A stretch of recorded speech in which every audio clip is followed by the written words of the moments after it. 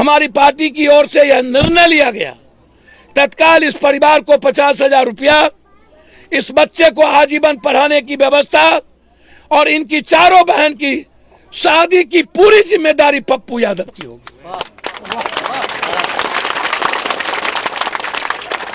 ये जहां तक तालीम करेंगे मंथली, मेरे पार्टी के अकाउंट से जाएगा।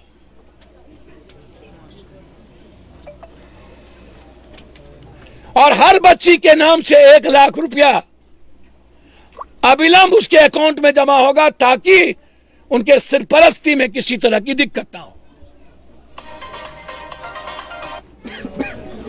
गुरुग्राम की मौलाना साहब की घटना बिल्कुल इंसानियत पर सबसे बड़ा कलंक है और हमारी डेमोक्रेसी को चैलेंज किया है, हमारे देश के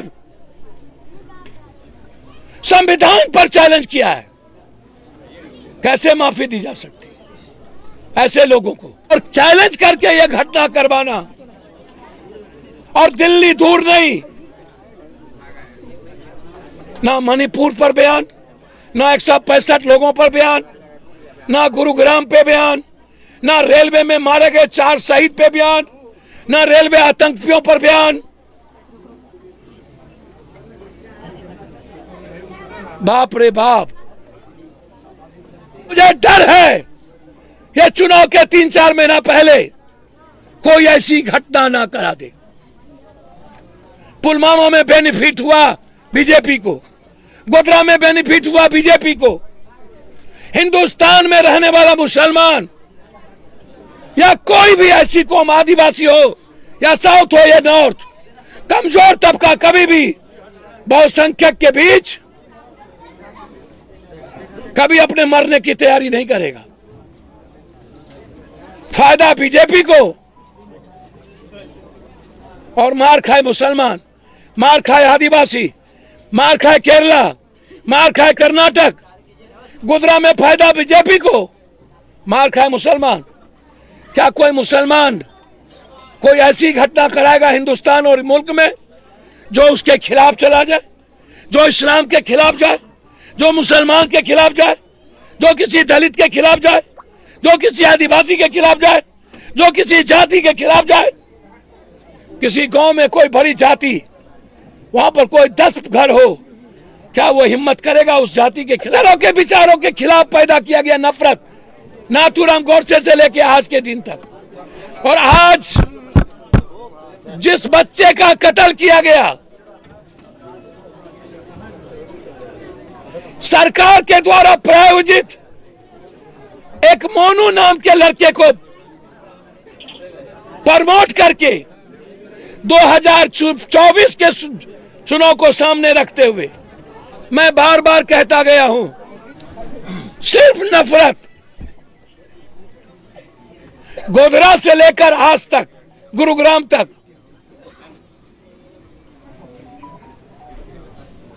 यह आतंकी हमला है। ट्रेन में एक आतंकी सिपाही ने, जिसको इन्होंने जहर पैदा किया, उन्होंने 4 लोगों को गोली मार दी। परसों मैं वहां भी था। राजस्थान के 3 लोगों को गोली मारा। यह उपलब्धि है एनडीए सरकार की और आरएसएस की। आरएसएस ने सबसे बड़ी उपलब्धि कब पैदा की? जब हिंदुस्तान के गांधी को गोली मारा गया था। आरएसएस की सबसे बड़ी उपलब्धि थी नाथूराम गोडसे।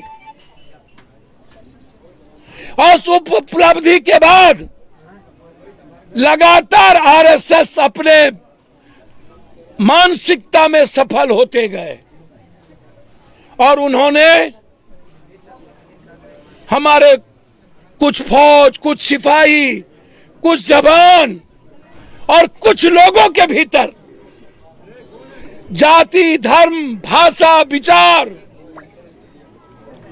हर तरह के विचारों के खिलाफ नफरत पैदा किया गया हिंदुस्तान में। आज को इतना जहर पैदा किया कि मणिपुर की भीड़ ने 15 साल की लड़कियों को नंगा करके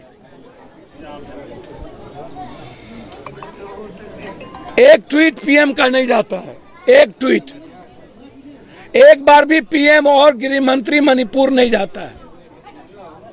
और बलात्कार की घटना पर एनडीए के मुख्यमंत्री कहते हैं ऐसी घटना सैकड़ों हो चुकी है, और पीएम कहते हैं ये लॉ एंड ऑर्डर का प्रॉब्लम है। सर्वोच्च न्यायालय भी इनके लिए कोई मतलब नहीं रह गया। संविधान मतलब नहीं, प्रेम मतलब नहीं, इंसानियत मतलब नहीं, संस्कृति मतलब नहीं, अध्यात्म मतलब नहीं, मानवता मतलब नहीं, किसान मतलब नहीं, महिलाएं मतलब नहीं, खिलाड़ी मतलब नहीं, गरीब मतलब नहीं, रोजगार मतलब नहीं, महंगाई मतलब नहीं, राइट ऑफ वर्क मतलब नहीं, राइट ऑफ एजुकेशन मतलब नहीं, राइट ऑफ वेल्थ मतलब नहीं, राइट ऑफ हेल्थ मतलब नहीं, राइट ऑफ ह्यूमनिटी मतलब नहीं, राइट ऑफ जस्टिस मतलब नहीं। कंप्लीट नफरत, सिर्फ नफरत। इनका आधार ही नफरत का था हिंदुस्तान में आने का। गोधरा से लेके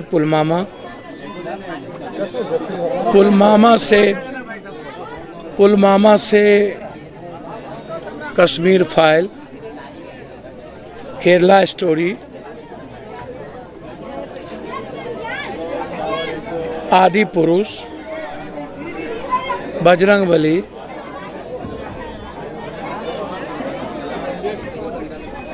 और अब फिर एक नई पिक्चर। 9 सालों में हिंदुस्तान के 140 करोड़ लोगों की जीवन की तरक्की पर कोई काम नहीं, रोजगार पर कोई काम नहीं,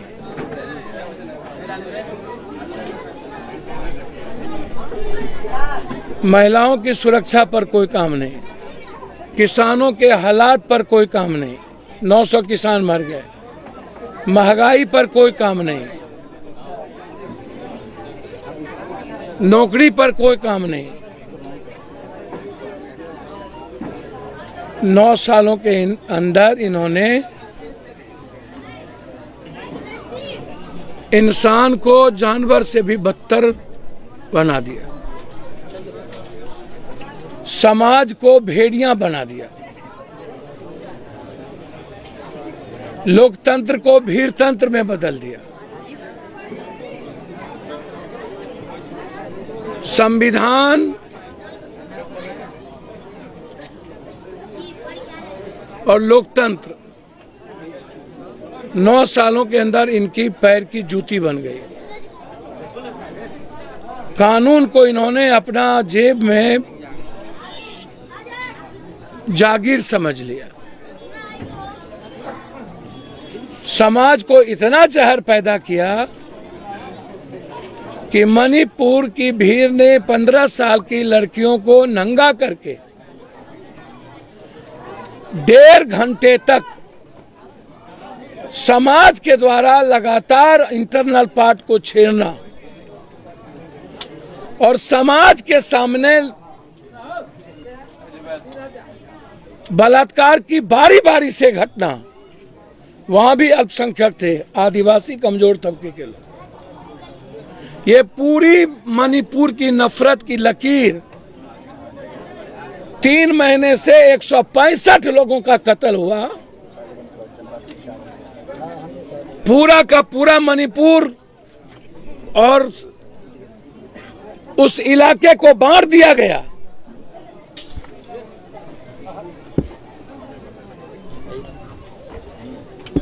अब आप सोचिए,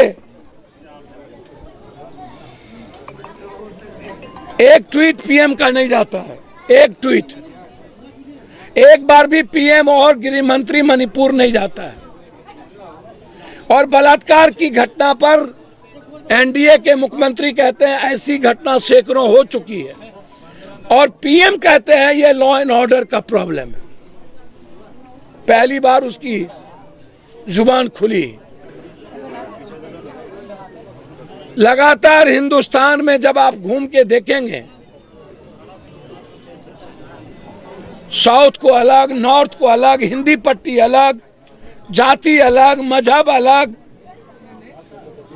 जिस इंडिया को लोकतंत्र की बेमिसाल और अनमोल देश माना गया, जिस इंडिया को संविधान उनके जीवन की ताकत मानी गई, जिस इंडिया ने अपनी सारी संस्थाओं को सुप्रीम कोर्ट से लेकर के सारी संस्थाओं को अपना आधार माना, जीवन की ऊर्जा का, आर्थिक आजादी का, उन सारी संस्थाओं व्यवस्था को 9 सालों में ध्वंस कर दिया। सर्वोच्च न्यायालय के आदेश को की इन्होंने अवहेलना की ईडी के सवाल पर। सर्वोच्च न्यायालय भी इनके लिए कोई मतलब नहीं रह गया। संविधान मतलब नहीं, प्रेम मतलब नहीं, इंसानियत मतलब नहीं, संस्कृति मतलब नहीं, अध्यात्म मतलब नहीं, मानवता मतलब नहीं, किसान मतलब नहीं, महिलाएं मतलब नहीं, खिलाड़ी मतलब नहीं, गरीब मतलब नहीं, रोजगार मतलब नहीं, महंगाई मतलब नहीं, राइट ऑफ वर्क मतलब नहीं, राइट ऑफ एजुकेशन मतलब नहीं, राइट ऑफ वेल्थ मतलब नहीं, राइट ऑफ हेल्थ मतलब नहीं, राइट ऑफ ह्यूमनिटी मतलब नहीं, राइट ऑफ जस्टिस मतलब नहीं। कंप्लीट नफरत, सिर्फ नफरत, सिर्फ नफरत। गोधरा से लेकर आज तक, गुरुग्राम तक,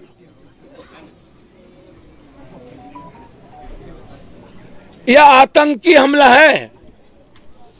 ट्रेन में एक आतंकी सिपाही ने, जिसको इन्होंने जहर पैदा किया, उन्होंने 4 लोगों को गोली मार दी। परसों मैं वहां भी था। राजस्थान के 3 लोगों को गोली मारा। यह उपलब्धि है एनडीए सरकार की और आरएसएस की। आरएसएस ने सबसे बड़ी उपलब्धि कब पैदा की? जब हिंदुस्तान के गांधी को गोली मारा गया था।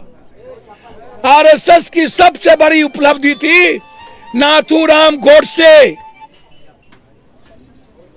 और उस उपलब्धि के बाद लगातार आरएसएस अपने मानसिकता में सफल होते गए और उन्होंने हमारे कुछ फौज, कुछ सिपाही, कुछ जवान और कुछ लोगों के भीतर जाति, धर्म, भाषा, विचार, हर तरह के विचारों के खिलाफ नफरत पैदा किया गया हिंदुस्तान में। हमारा संविधान विचारों की स्वतंत्रता की आजादी सबसे पहले देता है। हर तरह के विचारों के खिलाफ पैदा किया गया नफरत, नाथूराम गोडसे से लेकर आज के दिन तक। और आज जिस बच्चे का कत्ल किया गया, सरकार के द्वारा प्रायोजित एक मोनू नाम के लड़के को प्रमोट करके 2024 के चुनाव को सामने रखते हुए मैं बार बार कहता गया हूं और फिर मैं आज आपको कह रहा हूं,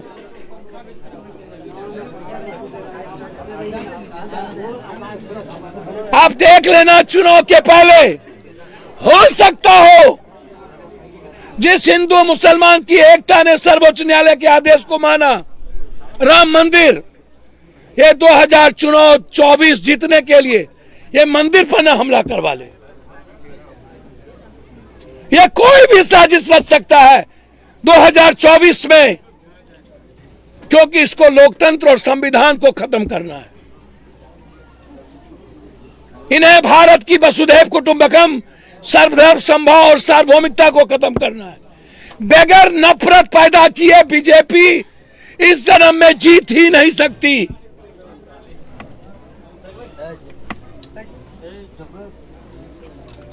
किसी भी कीमत पे नहीं। इन्हें कोई ना कोई पुलवामा और गोधरा करवाना होगा। यदि ये नहीं करवाएगी तो इनकी जमानत जब्त होगी। और मुझे डर है ये चुनाव के 3-4 महीना पहले कोई ऐसी घटना ना करा दे। पुलवामा में बेनिफिट हुआ बीजेपी को, गोधरा में बेनिफिट हुआ बीजेपी को। हिंदुस्तान में रहने वाला मुसलमान या कोई भी ऐसी कौम, आदिवासी हो या साउथ हो या नॉर्थ, कमजोर तबका कभी भी बहुसंख्यक के बीच कभी अपने मरने की तैयारी नहीं करेगा। फायदा बीजेपी को, और मार खाए मुसलमान, मार खाए आदिवासी, मार खाए केरला, मार खाए कर्नाटक, गुजरात में फायदा बीजेपी को, मार खाए मुसलमान। क्या कोई मुसलमान कोई ऐसी घटना कराएगा हिंदुस्तान और मुल्क में जो उसके खिलाफ चला जाए, जो इस्लाम के खिलाफ जाए, जो मुसलमान के खिलाफ जाए, जो किसी दलित के खिलाफ जाए, जो किसी आदिवासी के खिलाफ जाए, जो किसी जाति के खिलाफ जाए? किसी गांव में कोई बड़ी जाति, वहां पर कोई 10 घर हो, क्या वो हिम्मत करेगा उस जाति के खिलाफ बात करने की? तो ये किसने किया? इस मुल्क में शुरू से साजिश रची आरएसएस से बीजेपी के लोगों ने। और जो घटना गुरुग्राम में एक साजिश के तहत की गई, पुलिस मुखदर्शक थी, सरकार मुखदर्शक थी, मुख्यमंत्री कहते हैं कि मैं सबको सुरक्षा नहीं दे सकता हूं। यह स्टेटमेंट है हरियाणा के मुख्यमंत्री का।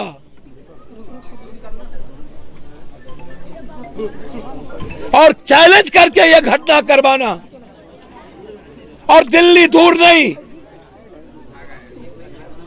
ना मणिपुर पर बयान, ना 165 लोगों पर बयान, ना गुरुग्राम पे बयान, ना रेलवे में मारे गए 4 शहीद पे बयान, ना रेलवे आतंकियों पर बयान।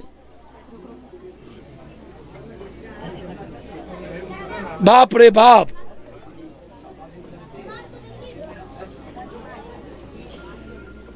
और इतनी बड़ी घटना और देश चुप, पूरे देश की पार्टी चुप। वोट के लिए कोई सही बात बोलने का राइट नहीं रखता। ये पार्टी वोट के कारण, ये जो सेकुलर पार्टी है बिहार और देश में, क्या कारण है कि अभी तक, मैं जानना चाहता हूं, बिहार में अभी 5 घटना घटी। गुरुग्राम की मौलाना साहब की घटना बिल्कुल इंसानियत पर सबसे बड़ा कलंक है और हमारी डेमोक्रेसी को चैलेंज किया है, हमारे देश के संविधान पर चैलेंज किया है। कैसे माफी दी जा सकती है ऐसे लोगों को? उस पर चुप। ट्रेन में गोली, जाति धर्म पूछ के गोली मारा गया, तब चुप। मणिपुर में 15 साल बेटियों के सामूहिक समाज के सामने बलात्कार किए गए, किस समाज से उम्मीद करूं? तब चुप। 165 लोगों की मौत हुई, तब चुप। बिहार में गोली कांड में 3 लोग सोनू शाह से लेकर के मर गए, तब चुप। साहबगंज में गोलू की मारते मारते मार दी गई, तब चुप। क्या हमारी बिहार सरकार इन चारों घटना में 50-50 लाख रुपया की घोषणा करेंगे? क्या परिवार को एक नौकरी की मांग मैं करता हूं। मैं आदरणीय मुख्यमंत्री जी से आग्रह करूंगा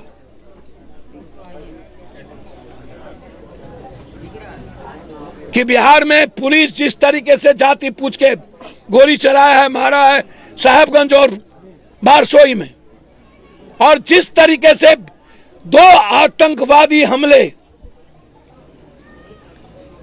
और सरकार के सरपरस्त में, और पूरे देश इस पर कुछ बोलने को तैयार नहीं है।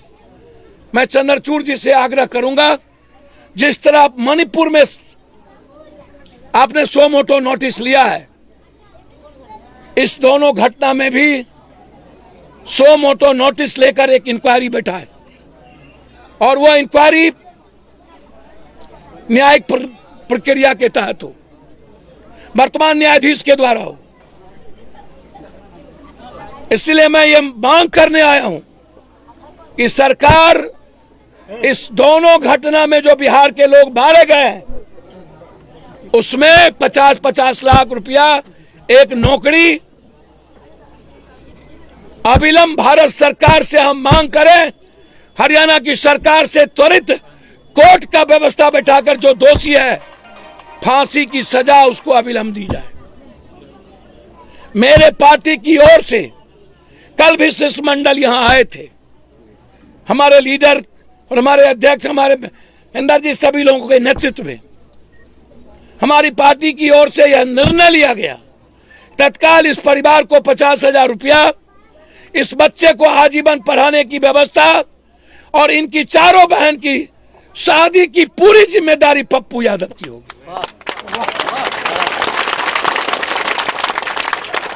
ये जहां तक तालीम करेंगे मंथली मेरे पार्टी के अकाउंट से जाएगा।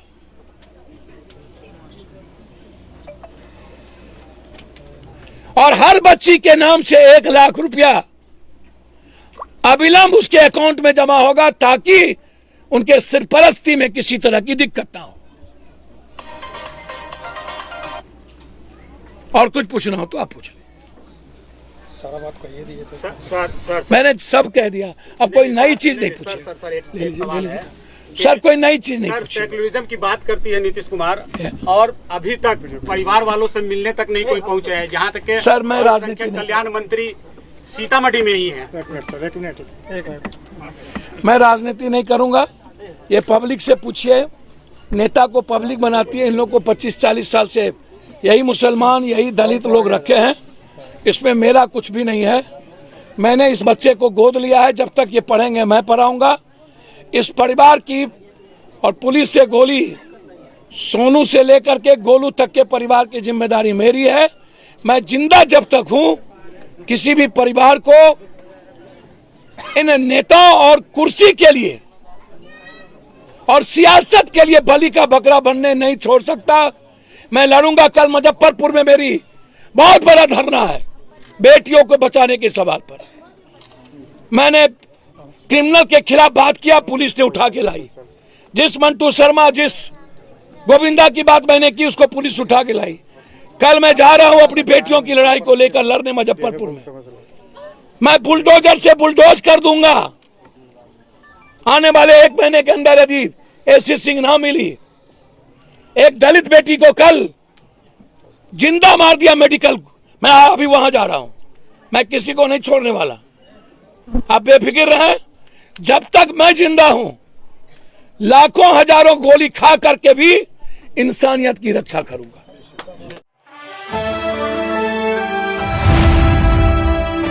द इंडियन खबर, सच आपके सामने।